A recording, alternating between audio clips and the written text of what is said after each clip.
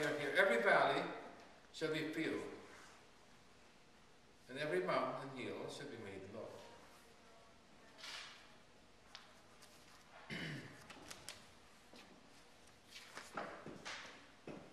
What is being low in the Bible? Either low esteem, despair, there's no hope.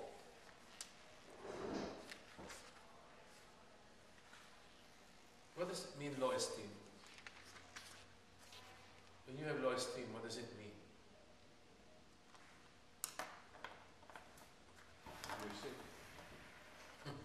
Yeah, psychological test. When you have low self-esteem, you don't really consider yourself as worthwhile. That's a very dangerous situation to be at. You don't even respect yourself. You understand?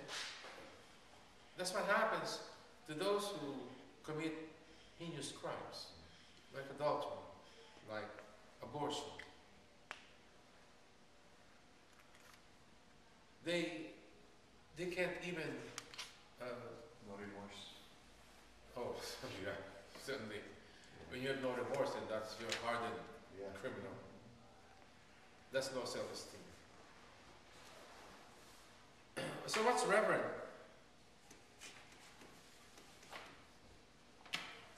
You know fear of the Lord, right?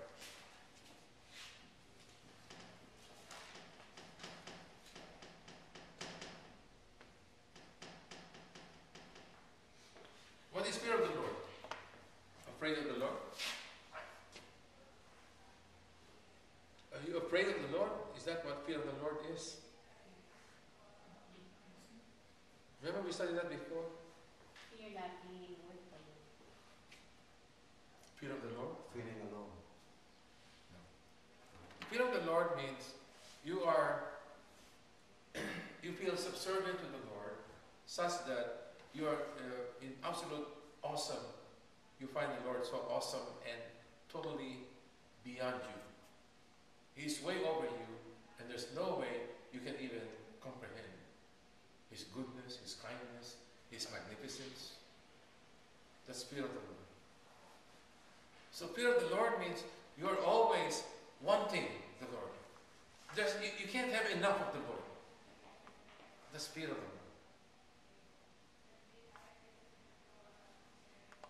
And you can tell, those in the pews, you can tell who has fear of the Lord and who ain't got it. Do you see people who receive the communion and walk straight out? Don't let me catch you. Get communion and go out. Because I will follow you. I will tell you to go back. Remember Judas? He received communion in the first Mass. And then Jesus said, "You wanted to go. What you have to do, you do quickly." And out he went. You want to be Judas? But that's fear of the Lord. They don't have fear of the Lord. That's why they do what they do. Those talking in the church. Or those who don't want to go to Mass. Those who can't spend time with the Lord are the race. There are people who spend, they wake up in the morning, they go to bed at night without even a stray of thought of God. There are people like that. They don't even think about God. Imagine that. They're not reverent. You revere the Lord so much that you just can't get enough of Him. Take that. I think this one. This I'll give it away next week, every week. Thanks, man. Sorry. Just give me 1 minute.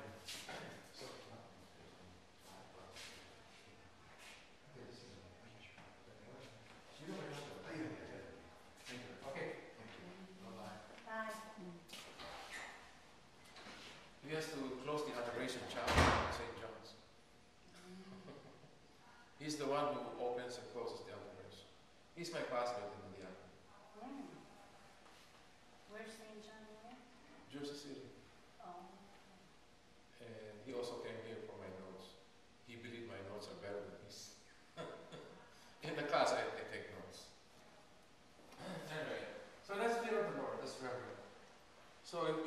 different is you can't have enough of the Lord.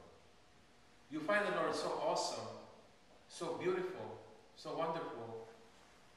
You want more and more and more and more of the Lord. You understand? That's fear of the Lord. Believe it or not, many people don't understand fear of the Lord. They think you're afraid of the Lord. Someone asked me, why should I be afraid of the Lord? I got that question in one of my classes before.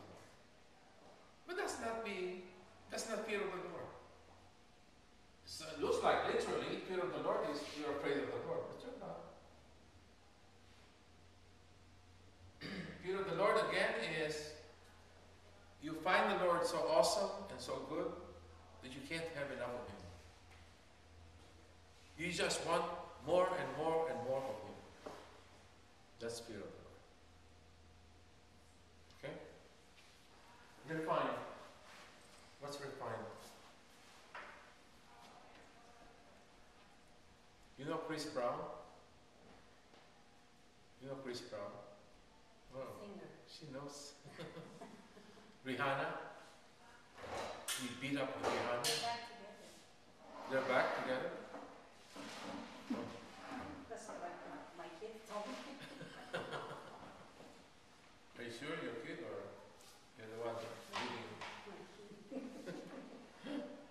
What is refined? The rough ways shall be made smooth.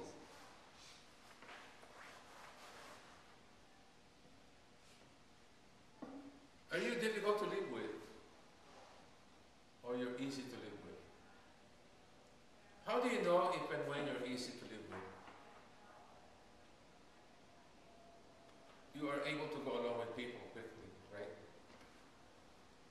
Have you met people who are just not happy with everybody around them? Have you met people like that? They have something negative about everybody.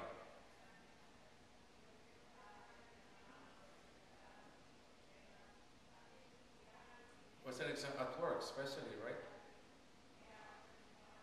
There are people who hate everybody and everything. They're not refined. Am I lax, frivolous, non-spiritual, unaccountable? What does it mean to soften up and to smoothen up? You just have to. Because that's part of spending time with John the Baptist in the wilderness. This wilderness here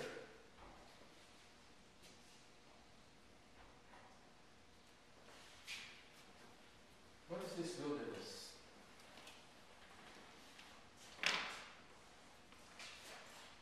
This wilderness means, what is wilderness? Jungle, desert,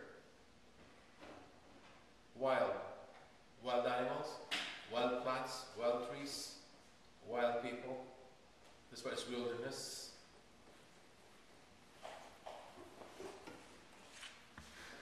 Have you heard the phrase, the world is a jungle? Have you heard that? Yeah. The world is indeed a jungle. What do you find in the jungle? Wild plants, wild trees, wild animals. Wild animals. Aren't there wild animals around? Right? There are wild animals around.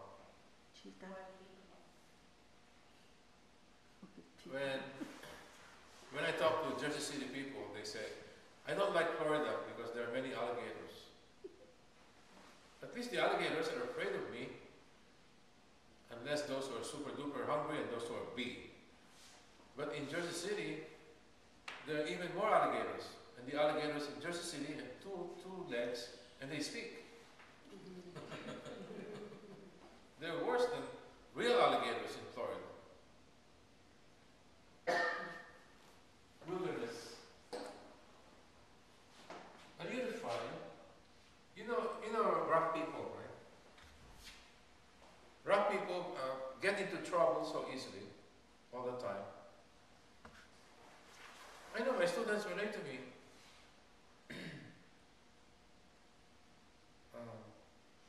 can't give you so much details except that before she married her husband, the husband had a daughter from another woman, but he was single. Then they separated, and then they married.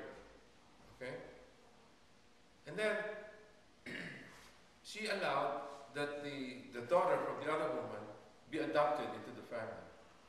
And she started treating her as her own daughter. Understand?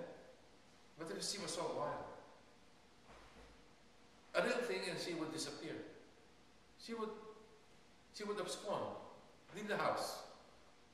1 month, 2 months, 3 months. One time, 1 year.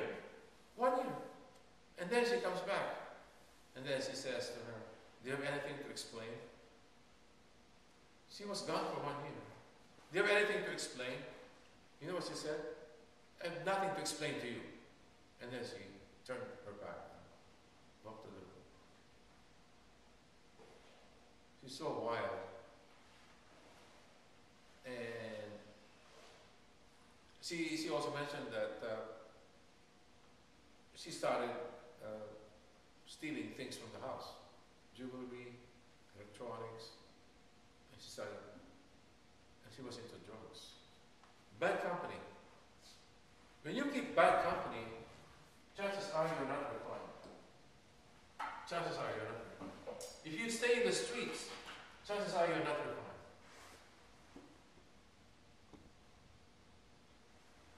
And then recognize it. What do we have to recognize?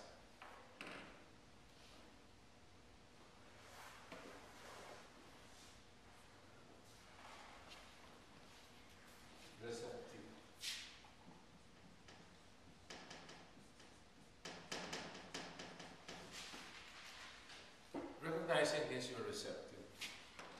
Receptive to what? To God's Word. You're receptive to God's Word.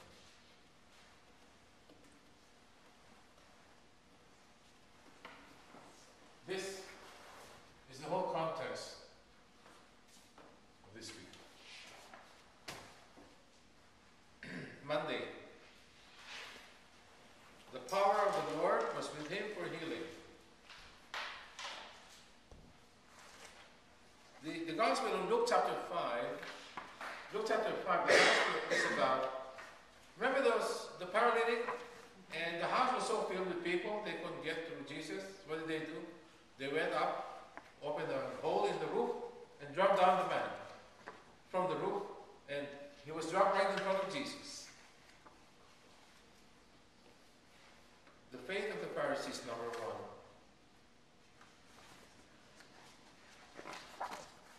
Miracle after miracle couldn't change their mind. So Jesus decides to give them a decisive miracle so that they will believe. So he decides to cure the paralytic to show his power to forgive sins. Imagine that. This is for the Jews and the Pharisees especially. When you are sick, they think you're a sinner. That's why you're sick. When you are born blind, that means your parents were big-time sinners. That's why the child was born blind. When you are paralytic, such as this man, that means you're full of sin. That's why God is punishing you. Or whatever abnormality you have, that's punishment for your sin. Is that true? No, of course not true. And Jesus was trying to correct that. In Luke 5, 17 to 26. So he said,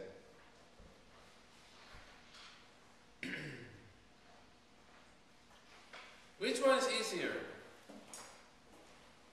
We see that. As for you, your sins are forgiven. But God alone can forgive sins. And then,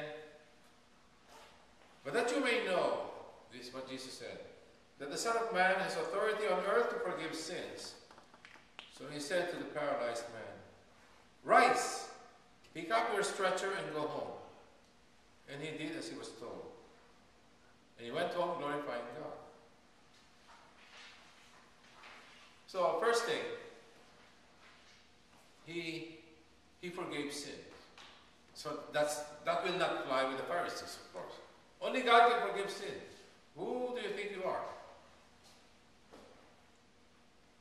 And second, this big miracle, imagine, paralyzed.